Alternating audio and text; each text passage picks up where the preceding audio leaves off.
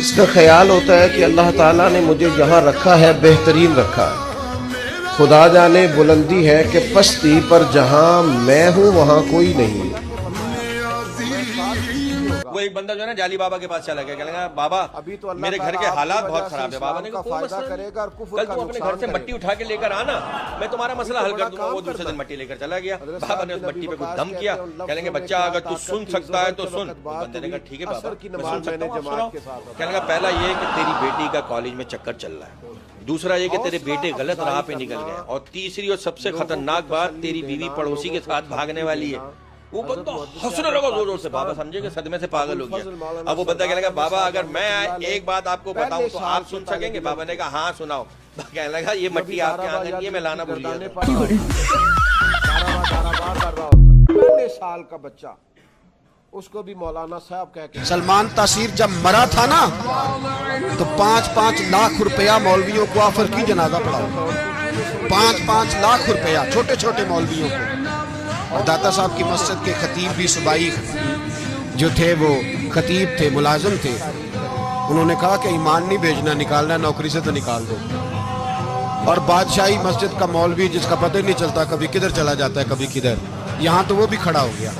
उसने कहा ना ईमान नहीं बेचना। गवर्नर हाउस की मस्जिद का इमाम कहने लगा कि बख्शा जाना ना जाना ये तो रहमत इलाही का मामला है, पर इतना गंदा जनाजा नहीं पड़ता, इतना गंदा जनाजा नहीं हम पढ़ेंगे। मरने के बाद तुम्हारे जनाजे नहीं पढ़े जाते, तुम्हारी कब्रें खराब होती है। किधर है तुम्हारी दौलतें? और वो मौलवी आज तक पता ही नहीं किधर गया जिसने उस गलीज का गंदा जनाजा पढ़ाया। तो भाई अपनी कब्र अशर को, जब जहां तुम्हारे जनाजे नहीं पढ़े जा रहे तो वहां तुम्हारा क्या हाल है? अच्छा है, नेक है, लेकिन चाहिए कि तहज्जुद की उठ के नमाज भी।